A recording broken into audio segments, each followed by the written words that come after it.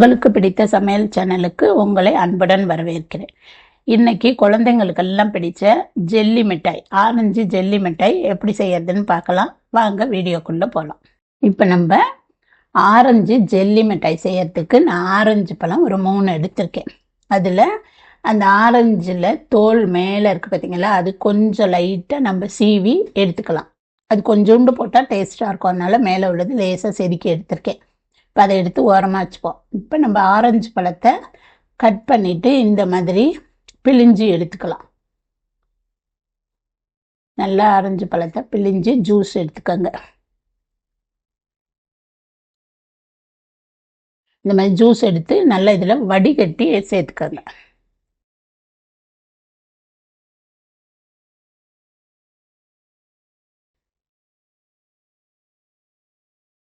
இப்போ நம்ம அந்த ஜூஸ் எல்லாத்தையும் இதில் வடிகட்டி இந்த மாதிரி நல்லா புழிஞ்சு எடுத்துக்கோங்க. இப்போ நான் இந்த ஜூஸ் எனக்கு ஒரு 250 ml இருக்குது, 1/4 லிட்டர் இருக்குது. அதில் இந்த ஆரஞ்சு தோல் சீவனம் பார்த்தீங்களா, அதில் கொஞ்சோண்டு அதில் சேர்த்துக்கோங்க. இந்த ஜூஸுக்கு 250 ml இருக்க ஜூஸுக்கு 100 கிராம் சர்க்கரை சரியாக இருக்கும். நான் 100 கிராம் சர்க்கரை சேர்த்துருக்கேன். அது கூட ஒரு 40 கிராம் கார்ன்ஃப்ளவர் மாவு சேர்த்துருக்கேன். இது சரியாக இருக்கும், இந்த ஜெல்லி மிட்டாய்க்கு கரெக்டாக இருக்கும். இதை சேர்த்து நல்லா கரைச்சிக்கோங்க ஃபஸ்ட்டு எல்லாத்தையும். அந்த ஆரஞ்சு தோல் கொஞ்சோண்டு சேர்க்கறதுனால அந்த ஃப்ளேவர் நல்லாயிருக்கும், அதுக்காக போடுறது.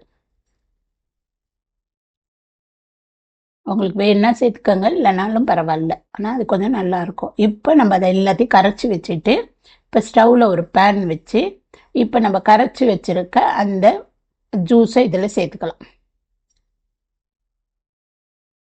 இதை எல்லாத்தையும் சேர்த்துக்கோங்க. நல்லா இப்போ ஃபுல்லாகவே வச்சுக்கோங்க. ஹீட் ஆகுற வரலும் நல்லா ஃபுல்லாக தீய வச்சுட்டு இந்த மாதிரி நல்லா கிண்டுங்க. கொஞ்சம் நல்ல சூடு வந்த பிறகு சிம்மில் வச்சுக்கோங்க ஸ்டவ்வை, இல்லைன்னா ரொம்ப ஒரு மாதிரி கட்டி ஆகிடும். இதை நல்லா கை விடாமல் இந்த மாதிரி கலக்குங்க. இப்போ கொஞ்சம் கொஞ்சமாக அந்த திக்கு வருது பாருங்கள், இந்த மாதிரி வரும். நீங்கள் நல்லா இது மாதிரி கலக்கிட்டே இருங்க.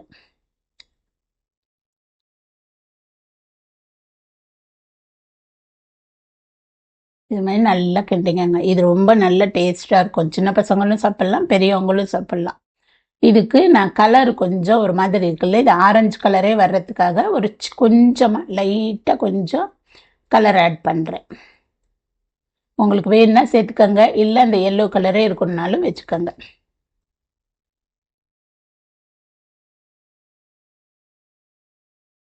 இதை எல்லாத்தையும் எல்லா பக்கமும் வர மாதிரி நல்லா கலக்கிக்கோங்க. இது நல்லா கிண்ட கிண்ட நல்லா திக்காயிடும்.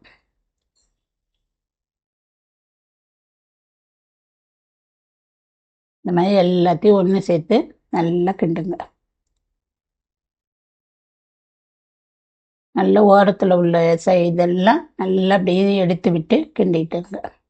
சிம்மிலே வச்சுக்கோங்க, சரியாக இருக்கும். அப்போ தான் ரொம்ப பிடிக்காமல் இருக்கும். நான் கொஞ்சம் 3 பழத்தில் செஞ்சுருக்கேன். உங்களுக்கு எவ்வளோ தேவையோ அவ்வளோ செஞ்சுக்கோங்க. ஆனால் நல்லாயிருக்கும், இது ரொம்ப டேஸ்ட்டாக இருக்கும். நீங்கள் செஞ்சு சாப்பிட்டு பாருங்கள். இப்போ அதுக்கு ஒரு 10 கிராம் பட்டர் போட்டிருக்கேன் நான். கொஞ்சோண்டு சால்ட் சேர்த்துக்கிறேன். அந்த இனிப்பு புளிப்பு அது கூட இந்த உப்பு சேர்க்கும்போது நல்லாயிருக்கும் அந்த டேஸ்ட்டு ஆரஞ்சு மிட்டாய்க்கு. இப்போ அதையும் சேர்த்து நல்லா கிண்டுங்க.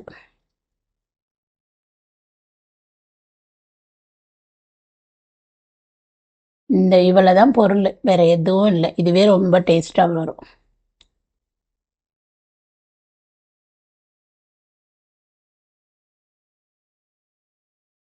இந்த மாதிரி எப்படி ஒட்டாமல் வருது பாருங்கள். இந்த மாதிரி நல்லா அப்படி எடுத்து விட்டுட்டு நல்லா கிண்டுங்க.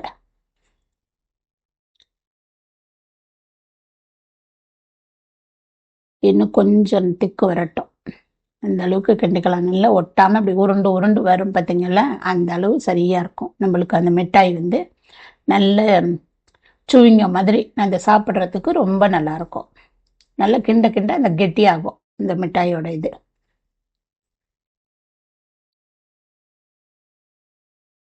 பாருங்க நல்லா இப்படி வருது பாருங்க. நம்ம இந்த மாதிரி டயத்தில் ஒரு தட்டுலேயோ இல்லை ஒரு பாலித்தீன் கவர்லேயோ கொஞ்சம் லைட்டாக நெய் தடவி வச்சிடணும். இப்போ நல்லா நம்மளுக்கு கரெக்டாக அந்த பதம் வந்ததும் இப்படி எடுத்து அந்த கவர் மேலே ஊற்றிடுங்க.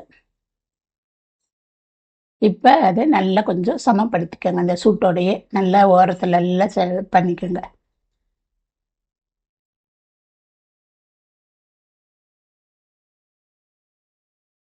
இப்போ அந்த கவரை வந்து நல்லா 4 சைடும் அப்படியே சதுரமாக பண்ணிக்கிறதுக்கு நல்லா தட்டி விட்டுட்டு இந்த மாதிரி க்ளோஸ் பண்ணிடுங்க. நல்லா மடித்து விட்டுடுங்க. நம்மளுக்கு அப்போ கட் பண்ணும்போது நல்லா இருக்கும். இந்த சதுரமாக நல்லா சின்னதாக நம்ம கொஞ்சம் தானே செஞ்சுருக்கோம், இந்த இதில் போட்டிருக்கோம். இதே மாதிரி எல்லா பக்கமும் இந்த கவரை மடித்து விட்டுடுங்க.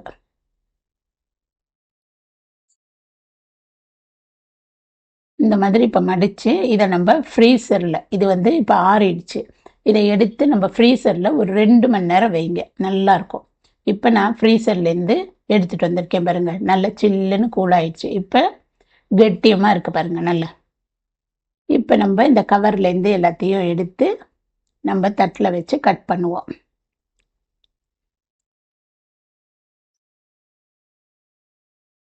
இந்த பாருங்க எப்படி இருக்கு பாருங்க. இதை நான் சின்ன சின்னதாக கட் பண்ணுறேன். உங்களுக்கு என்ன சைஸ் தேவையோ அதுக்கு தகுந்தாப்புல கட் பண்ணிக்கோங்க. பெருசாக வேணாலும் பண்ணிக்கோங்க, சின்னதாக வேணாலும் நல்லா இருக்கும். அது எப்படி இருக்கு பாருங்க, நல்லா சுவிங்க மாதிரி நல்லா இருக்கும் வாயில் சாப்பிட்றதுக்கு.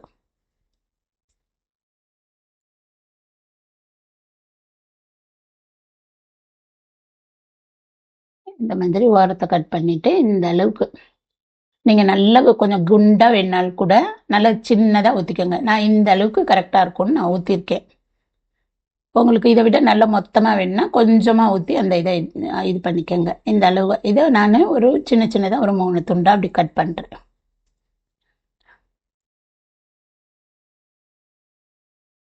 இந்த மாதிரி குட்டியாக கட் பண்ணாட்டி சும்மா கீறி கீறி நல்லா சின்னதாக கூட வச்சுக்கலாம். அப்படி வச்சு சாப்பிட்டாலும் நல்லாயிருக்கும்.